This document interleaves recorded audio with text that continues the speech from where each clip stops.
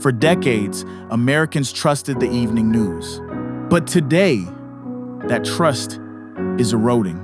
Behind every broadcast are decisions about what stories are told, what voices are heard, and what truths rise to the surface.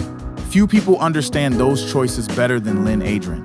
A veteran journalist and senior producer, Lynne has spent more than 3 decades inside the newsroom, working with CNN, PBS NewsHour, NBC News, CBS News, and ABC News.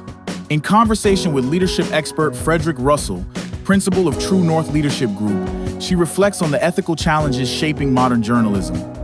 It starts with the fact that you need to treat everybody with respect, even people whose point of view you totally disagree with. In this episode, we explore the ethical crossroads facing journalism today and the personal compass required to navigate it. This is the True North Leadership Podcast. Tell us a bit about you. When you take a retrospective look back at the beginning of your career, what was the driver, what was the passion that pulled you in or got you into broadcast media, especially when it comes to the news? Couple of things. I always liked to write, and I was always told I was a good writer.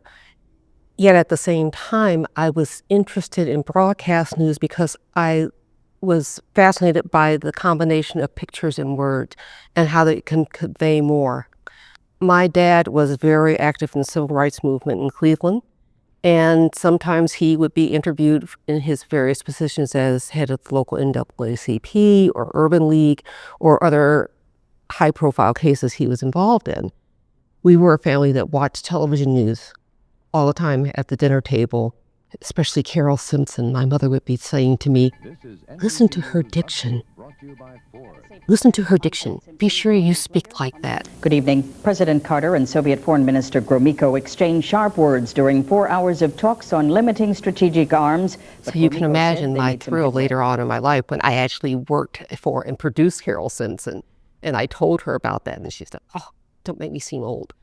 But anyway, I would watch television, and sometimes what I saw conveyed on local news was not true to what I was hearing from my dad and other things I knew about what was going on in the Black community. By the time I got to be a senior in high school, I knew that I wanted to pursue a journalism degree, and I was really specific about that. I wanted to go someplace that offered a journalism degree. And my dad had the in to get me a tour at the NBC station in Cleveland. I did a tour. I saw all the different parts, the control room, the editing, and then I sat in on the 3 o'clock meeting where they were deciding what was going to be on in that broadcast that day. And I looked at that table, and nobody looked like me. There were a couple of women, but there were no brown people. There were brown people who were on-air people for the reporters for the newscast, but they were in a position to be making a decision about what was going on. The assignment desk were 2 white men. And I thought to myself, well, if you're going to make a decision about what actually goes on the news, you need to be in that chair. And that was what I decided I wanted to study. I wanted to become an assignment editor, writer, assignment editor, and maybe someday a field producer or news director. But why behind the camera? What drove you for that particular aspect of media? Because that's where the power was. That was who's making the actual decisions about what went on air. If you were a reporter or correspondent, you control what you did and how you looked, and you could fight back on your scripts.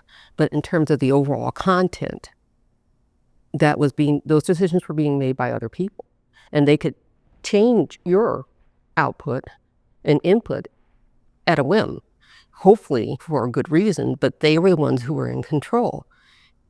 If my community was going to be portrayed with more accuracy, and I'm not saying accurately, but with more accuracy, you needed people from my community in those decisions. That's true.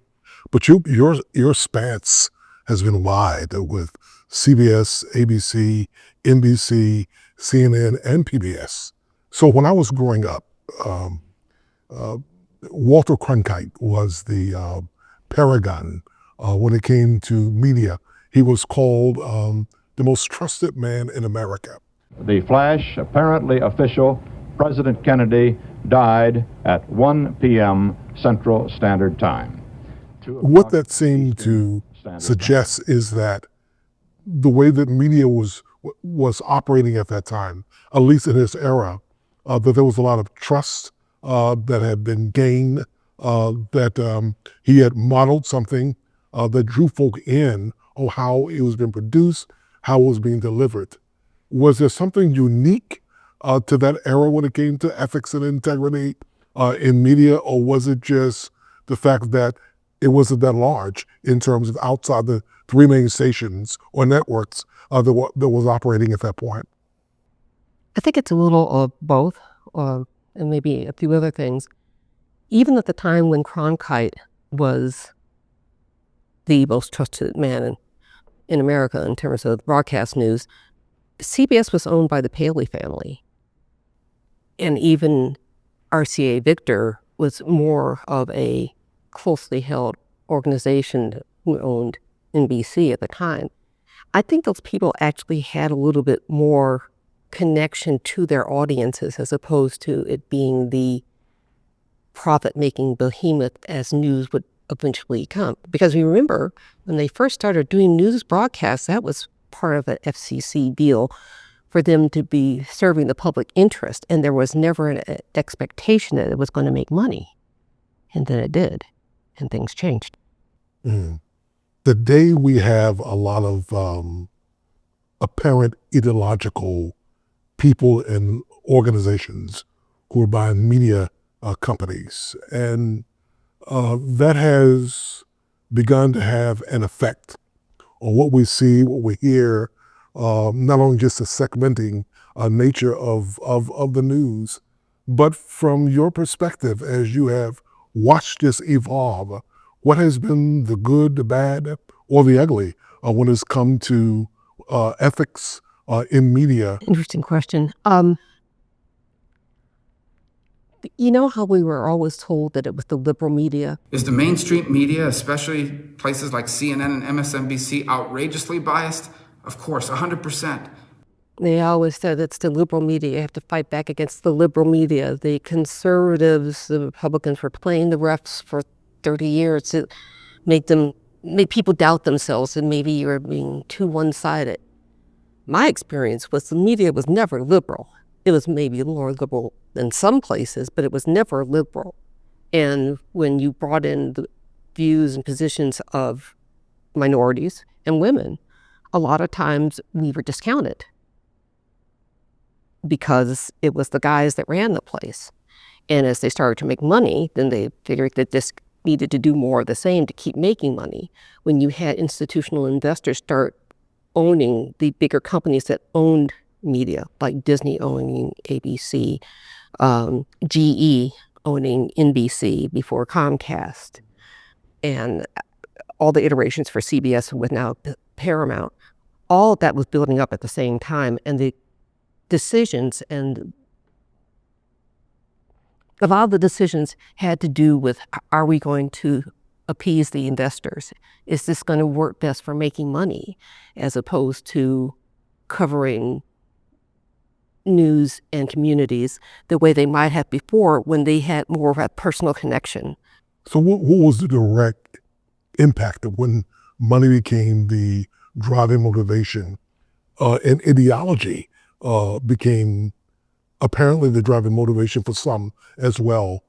What have you seen specifically as a result of that? Well, there's certain communities or certain stories that wouldn't necessarily rise to the top of being covered because they thought that the audience wasn't there for it, especially if they thought it was an audience. If they were going for the main demographic of 18 to 54 and what that audience and what advertisers wanted, then the programming within was going to be suited to grab that audience, and primarily men. Now, 1854, that's the preferred audience for most media, I think it is. For the demographic, for what advertisers want. Because notice I didn't say what the audience, but what the audience that advertisers wanted to get. So that certainly affected things. at the same time, there were always outliers. The original Nightline, Ted Koppel,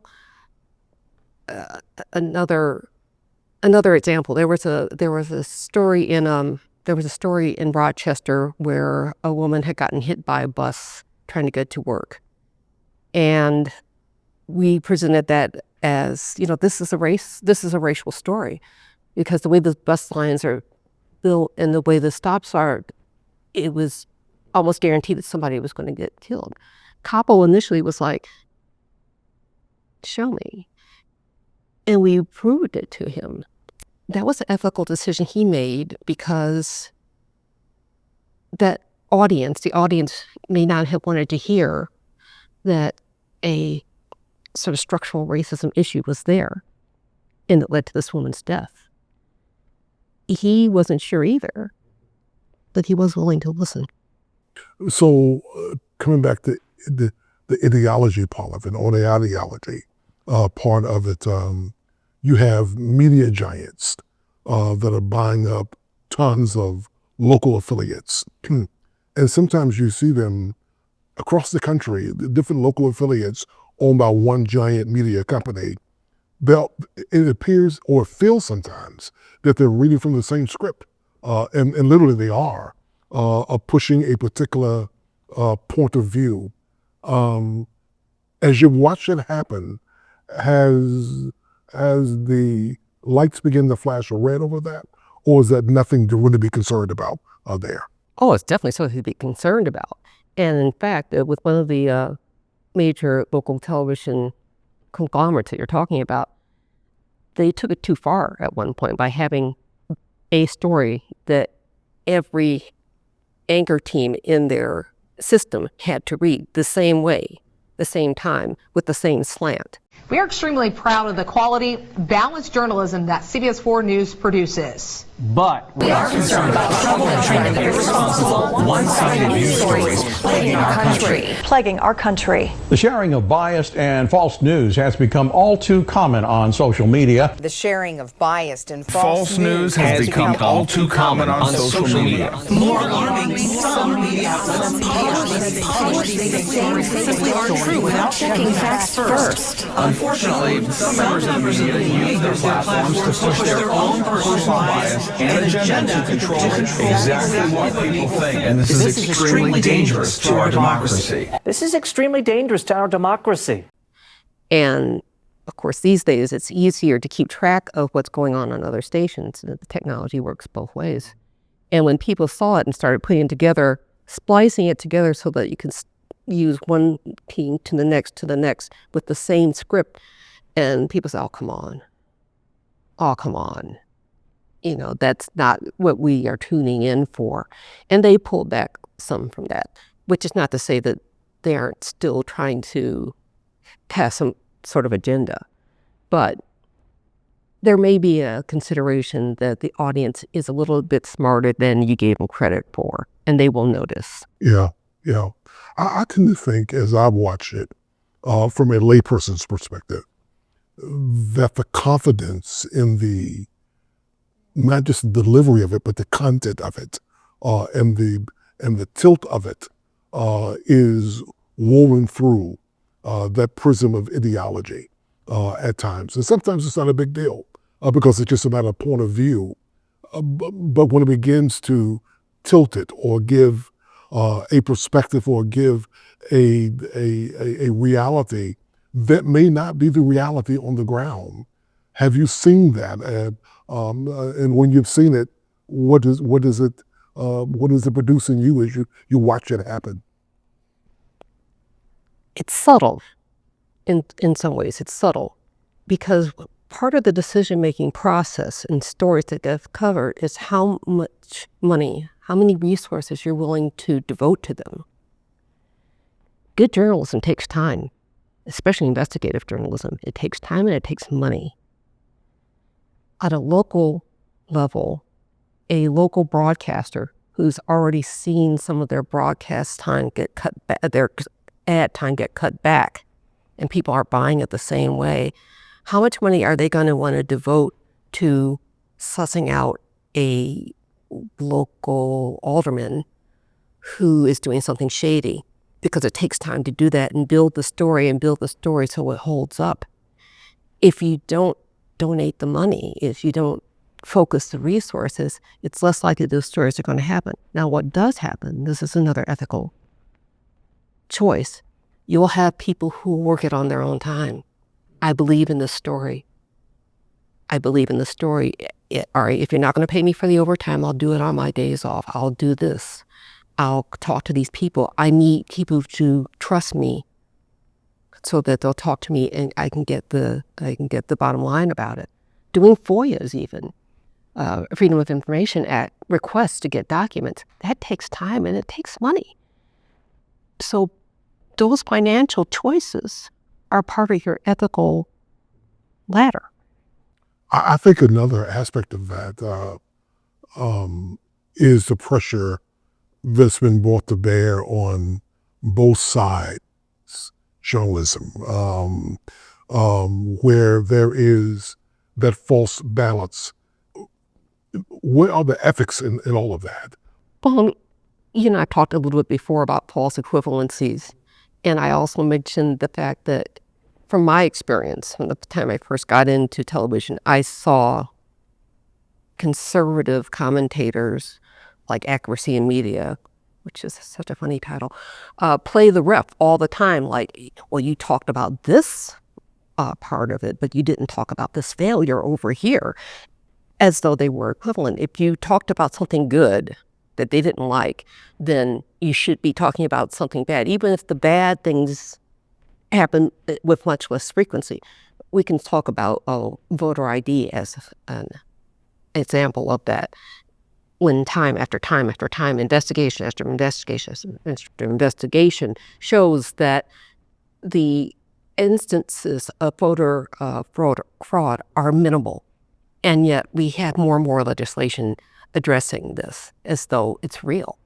And so if a broadcaster does a story about a bill, or any journalist does a story about a bill coming up to try to ask for more ID at the voting booth and challenging people, then it would be incumbent on them, some would say, well, you need to talk about the times when they have caught them.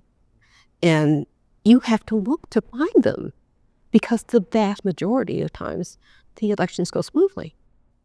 Which serves to do what when there's such a push to find the other side, when it's very minimal. What does that do to the story at that point? What does it convey to the audience? It conveys to the audience that there are two equal sides. And that's not true. But the impetus to show two sides, on one hand, on the other hand, can convince an audience overall, if that's their only source of information, that this is happening more than they thought. Or why else would legislators be pushing this legislation if it were true? Yeah, it creates a misnomer at that point. I'm watching something else, if I can shift away, that's happening, and I don't always understand it. But sometimes when there are the media scrums and reporters that are standing around the Oval Office desk, the president sitting there, and sometimes there are remarks that are made about reporters who may ask tough questions. A low IQ, or that's a very nasty reporter. And I feel, because it's usually targeting women journalists, and often with some specificity, Black women journalists that are the targets of that. I never see anyone speak up, other journalists, that they call that the light. I'm not sure that's even appropriate, or how does that work? Certainly there's no code, because frankly, we've never had a president like this. We haven't had a president who would say to a journalist asking him a question on Air Force One, and other insults, the low IQ, this is why nobody likes you, this is why your company is failing, all of that. We haven't had that before. So it sort of is breathless, like, oh. And as the reporter, as the journalist in the middle of that scrum, then do you bring attention to yourself by pushing back and showing disrespect to the President of the United States? Because there's certainly audience out there who say, oh, how dare they? How dare they? But this is the man who gave somebody the finger, a constituent finger, as he toured an auto plant. But the expectation for those covering him is higher. We're not supposed to stoop to his behavior. And also, then you do risk making the story about you as opposed to trying to get an answer from him. I had thought in some of these instances, and especially since he loves to do news conferences, he loves to have a camera on him all the time. I have thought that perhaps the best thing to do when he shuts someone down with the insult and goes to the next person, that next person should ask the same question. And then the next person should ask the same question until he answers it. Again, you run the risk of people claiming that, the media is ganging up on him.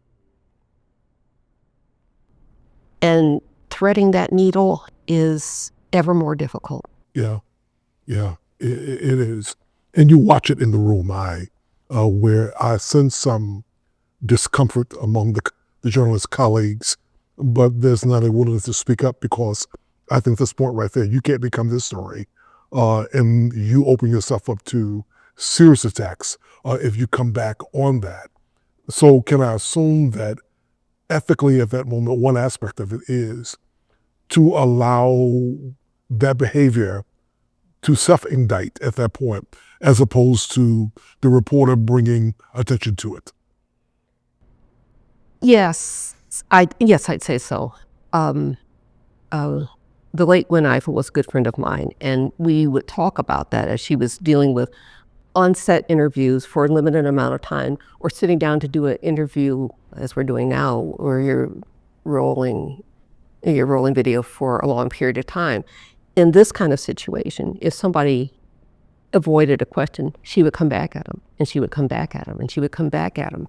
But in a time-limited situation, and the other person knows they're trying to run out the clock, basically, and not answer your question, her idea was like you took two cracks at it, and then you had to trust your audience that they were smart enough that they would realize that the person was obfuscating,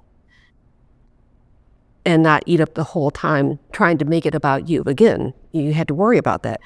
Is it now about me? Because you're going to answer my question, darn it. And then it's about you, as opposed to you doing your job and illuminating the behavior of the other person. My assumption is that this got to be discussed among reporters, and what you just described is the preferred way to go at it. At that, not the preferred, but the only way you can go at it. Because there's no solving of that. You can't react. You can only ask the questions and leave it like that. There was a recent event in media. Former CNN anchor and a former colleague of mine and friend, Don Lemon, has been taken into custody by federal agents, according to his attorney. It comes after Lemon covered the protest earlier this month, dozens of anti-ICE protesters rushing inside of a church in St. Paul, Minnesota. There's been a lot of back and forth over the ethics of a reporter being a part of that. Don Lemon said that he was embedded with them. He went where the story was. Walk us through the ethics of that situation right there. I don't know if I would have used the term embedded. I mean, like we used to be embedded, we are embedded sometimes with the military. If you know that this story is happening and you're following them as they go to do this, is that being embedded with them, or you're just following the story because you know these people are going to do this activity? And I also wonder, and I don't have a good measure for this, what happened during the civil rights movement when there were white people who disrupted Black churches? Or even now, where there had been bombings and other things of Black houses of worship. And I don't know, are we dealing with the false equivalency here? I don't know. But the way I saw the Don Lemon situation said he went in to cover the story.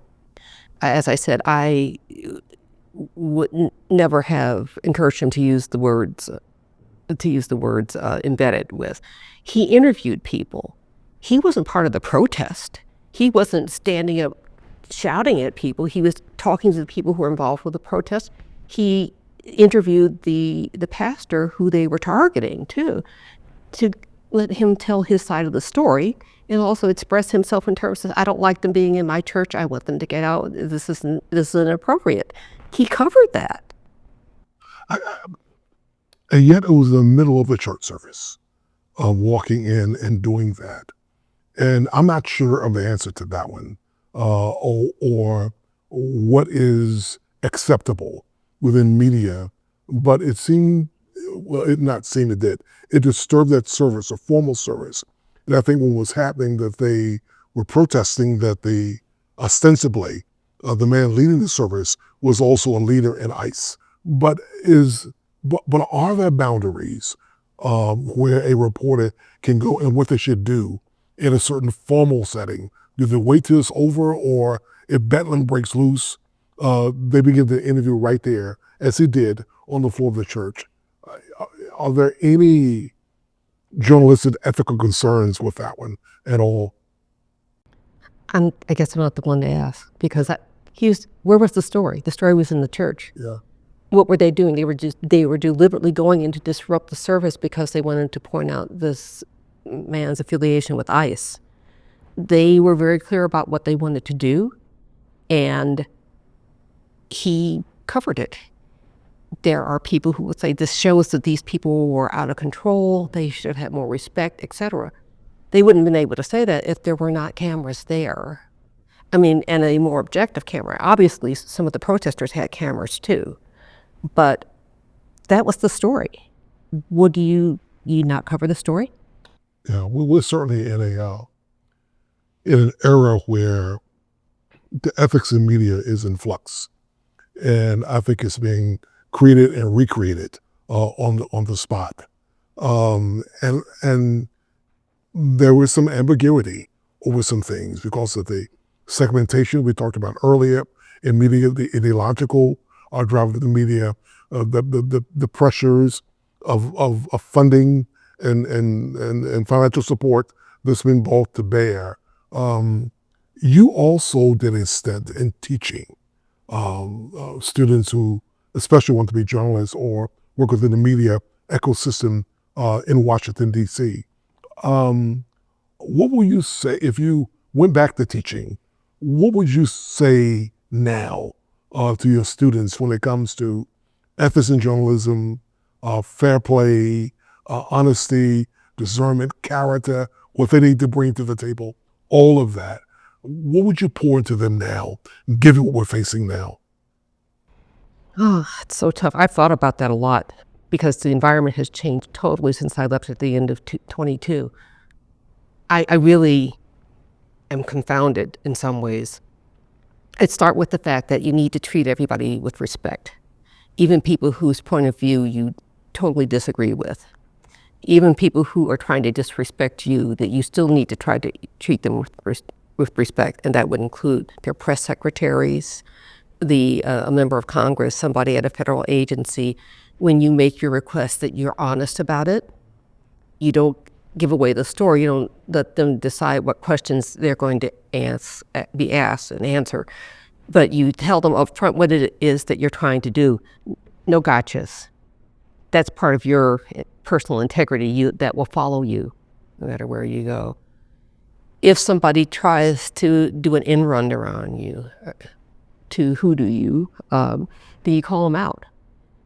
And you try to include that in your copy, your script. If you tried to get to someone and they said they're going to do this and they leave you hanging at the last minute, or they say something and as soon as you get back you realize that was false. If they said something false and you recorded it on video, you can go back to them, you said this, would you like to correct this now? And if they blow it off, we point it out. to the congressman that actually government statistics show that this is happening this way, and asked him if he wanted to refine his statement. He did not. So you still have to do your job. You have to be who you are supposed to be as a journalist, even if you think that the person that you're talking to is lying out of their ear and not being at all straightforward. You still have to treat them with a certain amount of respect, even if they aren't giving it back to you. I am interested in hearing what has guided you over the years. We maintain on this podcast that every leader has to have an internal compass that points true north when it comes to ethics in the media, when it's come to fair play, when it's come to your own character. My dad. What would my dad think? Am I doing something? Am I presenting something that my dad would question? My dad is my ethical North Star, even with him being passed. I saw him navigate so many difficult circumstances in courtrooms. I saw a defendant, he was cross-examining somebody, and it didn't go well for the person on the stand. And when this white guy, got off the stand, he spit at him. Dad walked over to him and said, "Do you have something to say to me?" So in other words, he wasn't going to necessarily pick a fight, but he put his full chest in it too. "You have something to say to me?" And the guy just groused and walked away. He was a person who commanded respect, but he gave respect to everybody.